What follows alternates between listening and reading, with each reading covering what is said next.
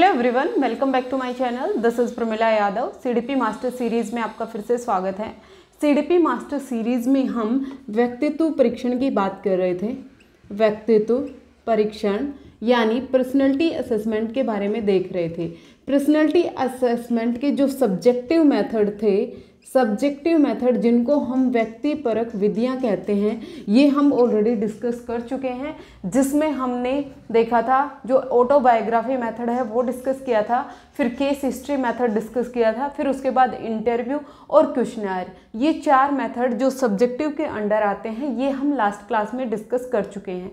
जो आज की हमारी क्लास रहने वाली है वो है प्रोजेक्टिव मेथड्स। कौन से? Projective methods. प्रोजेक्टिव मेथड्स को हम प्रक्षेपी विधियां कहते हैं। क्या कहते हैं? प्रक्षेपी विधियां। प्रक्षेपी विधियां, ये जो प्रक्षेपी विधियां होती हैं, इनका किस तरह से यूज किया जाता है ये हम देखते हैं। देखिए, जब हमने सिगमंड फ्रॉइड की एक थ्योरी पढ़ी थी तो हमने डिफेंस मैकेनिज्म के बारे में पढ़ा था। किसके बारे में पढ़ा था? डिफेंस मैकेनिज्म के बारे में पढ़ा था। डिफेंस मैकेनिज्म का मतलब क्या होते हैं? रक्षात्मक युक्तियाँ। रक्षात्मक युक्तियाँ क्या होती हैं? कोई भी मनुष्य है, वो मनुष्य का जो माइंड है वो स्ट्रेस से बचने के लिए, एंजाइटी से बचने के लिए, फियर से बचने के लिए कुछ युक्तियां ढूंढता है, उनको हम रक्षात्मक युक्तियां कहते हैं। इन रक्षात्मक युक्तियों में हमने एक युक्ति पढ़ी थी जिसका नाम था प्रोजेक्शन। जिसका क्या नाम था? प्रोजेक्शन। प्रोजेक्शन को हम क्या बोलते हैं? प्रक्षेपण। प्रक्षेपण एक डिफेंस मैकेनिज्म है, वहाँ से लिया गई हैं ये methods, projective methods. Defence mechanism की बात किसने की थी? सिगमंड फ्रॉइड ने की थी। सिगमंड फ्रॉइड कहते हैं कि कोई भी मनुष्य है वो स्ट्रेस, एंजाइटी, फियर से बचने के लिए कुछ डिफेंस मैकेनिज्म्स ढूंढता है, कुछ रक्षात्मक युक्तियां ढूंढता है। वहीं से ये जो प्रोजेक्टिव मेथड्स हैं ये लिए गए हैं। प्रोजेक्टिव मेथड्स में क्या किया जाता है?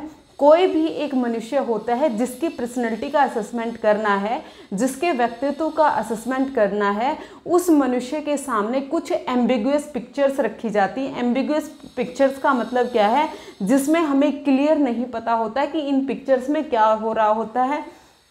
कुछ उनके सामने चित्र रखे जाते हैं, या फिर उनसे कोई भी एक सेंटेंस कंप्लीट करने को कहा जाता है, या फिर उनको कोई भी एक चित्र ड्रॉ करने के लिए कहा जाता है। इन सभी विधियों द्वारा मनुष्य का जो अनकॉन्शियस माइंड है, अनकॉन्शियस माइंड का मतलब कौन सा मन? अचेतन मन। अचेतन मन को पढ़ने की कोशिश की जाती है। देखिए, जो हमारे सब्जेक्टिव मेथड थे, जो हमारे व्यक्तिपरक मेथड थे, वहाँ पर मनुष्य के कॉन्शियस माइंड की बात हो रही थी, चेतन मन की बात हो रही थी। कोई भी मनुष्य है कॉन्शियसली अपने बारे में क्या बताना चाहता है, अपनी पर्सनैलिटी में क्या दिखाना चाहता है, यही सब्जेक्टिव मेथड्स में आया था।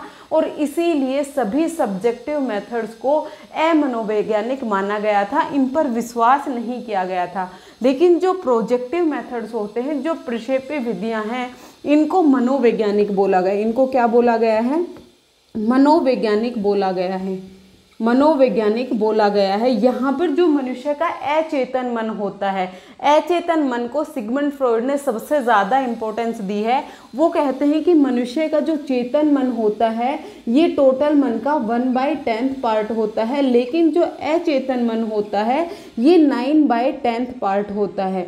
जो हमारा अनकॉन्शियस माइंड है, इसमें हमारी सभी दमित इच्छाएं होती हैं। जो इच्छाएं हमारी पूरी नहीं हुई वो कहाँ चली जाती हैं? अनकॉन्शियस माइंड में चली जाती हैं। और जो अनकॉन्शियस माइंड में हमारी दमित इच्छाएं हैं, कोई भी हमारी इच्छा जो पूरी नहीं हुई वो सारी वहाँ पर स्टोर हो जाती हैं।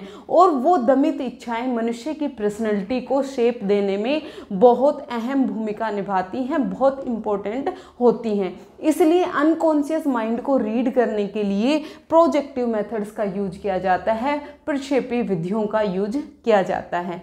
प्रक्षेपी विधियों में क्या किया जाता है? कोई भी मनुष्य होता है, उसके सामने कोई चित्र दिखाया जाता है। उस चित्र के अकॉर्डिंग मनुष्य से कहा जाता है कि आप इसके बारे में एक स्टोरी बताएं कि इस चित्र में क्या हो रहा है। जैसे हम कोई एक सीनरी देखते हैं, उसमें हम ये पता लगा लेते हैं कि इसमें पक्षी उड़ रहे हैं, पानी बह रहा है, इसमें माउंटेन है, उसके बारे में एक स्टोरी बना दी जाती है।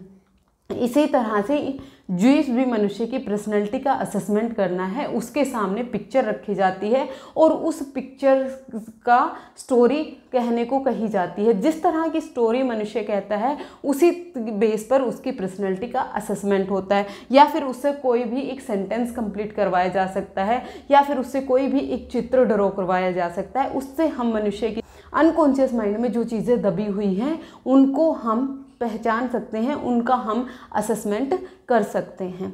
आज हम बात करते हैं ये कहाँ से लिया गया है, ये प्रक्षेपण से लिया गया है, प्रोजेक्शन से लिया गया है, जो क्या था, एक डिफेंस मैकेनिज्म था। और ये डिफेंस मैकेनिज्म किसने दिए थे, सिगमंड फ्रॉइड ने दिए थे। डिडक्टिव मेथड का जो सबसे पहला टाइप है उसकी बात करते हैं और वो है टैट। क्या है, टैट। सबसे ज़्यादा क्वेश्चन यहीं से पूछे जाते हैं। टैट का मतलब क्या है, थीमेटिक एप्रिसिएशन टेस्ट। टैट को क्या बोलते हैं, थीमेटिक एप्रिसिएशन टेस्ट। कथा प्रसंग टेस्ट भी कहा जाता है, या फिर इसको अंतर्बोध, क्या कहा जाता है, अंतर्बोध विधि भी कहा जाता है।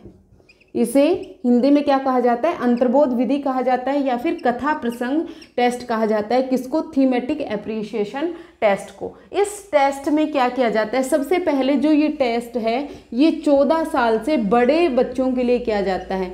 14 साल से बड़े बच्चों के लिए जो थीमेटिक एप्रिसिएशन टेस्ट है ये किया जाता है। ये डायरेक्ट क्वेश्चन यहाँ से पूछा गया है कि जो टेट है, थीमेटिक एप्रिसिएशन टेस्ट है, ये किन बच्चों के लिए लागू होता है। ये 14 साल से बड़े बच्चों के लिए लागू होता है। जो बच्चे 14 साल से बड़े हैं उन बच्चों का थीमेटिक एप्रिसिएशन टेस्ट किया जाता है।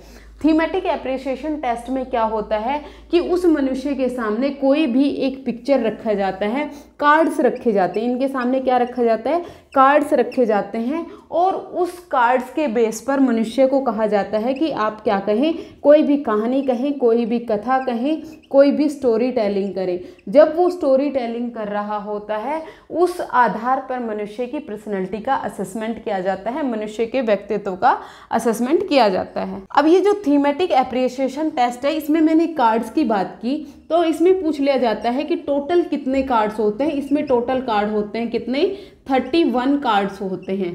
कितने कार्ड्स होते हैं, 31 कार्ड्स होते हैं। और ये जो 31 कार्ड्स होते हैं इनका जो कलर होता है वो कैसा कलर होता है, ये ब्लैक एंड वाइट होते हैं। कैसे होते हैं, ब्लैक एंड वाइट।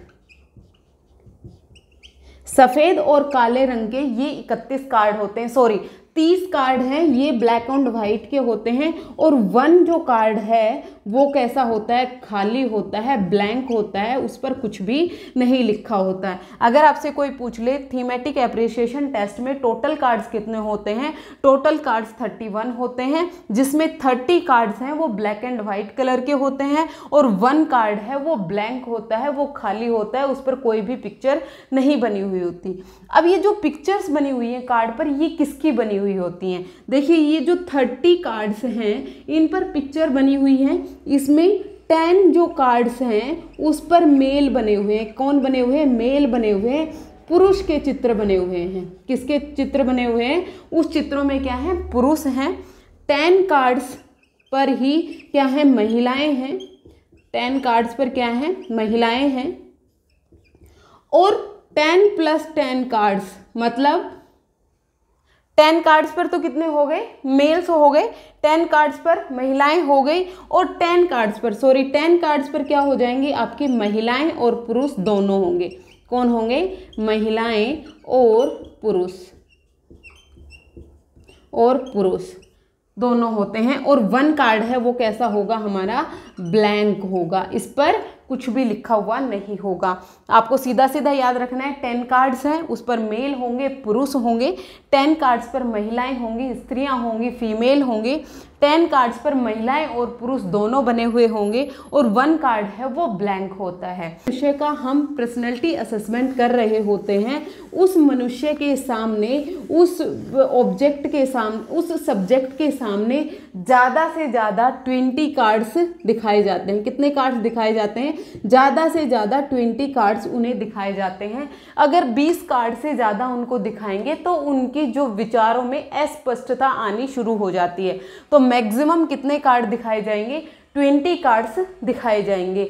ये 20 कार्ड्स जो दिखाए जाएंगे वो बेस करता है उनका इंटरेस्ट किस तरह का है, उनका जेंडर किस तरह का है, इन सब चीज़ों को ध्यान में रखकर उनको कार्ड्स दिखाए जाते हैं। अब ये जो कार्ड्स दिखाए जाएंगे उस कार्ड के बेस पर उस मनुष्य को स्टोरी टेलिंग करने को कहा जाएगा, उसको कहानी कथन कहने, उसको कहानी सुनाने को कहा जाएगा। जब वो कहानी सुनाएगा तो उसका जो अनकॉन्शियस माइंड में जो चीज़ें हैं, जो अचेतन मन में जो चीज़ें हैं वो निकल कर बाहर आती हैं। और हम स्टडी प्रेसेपी मेथड्स में जब भी हम स्टडी कर रहे होते हैं तो कौन से माइंड की बात कर रहे होते हैं? अचेतन मन की बात कर रहे होते हैं, अनकॉन्शियस माइंड की बात कर रहे होते हैं।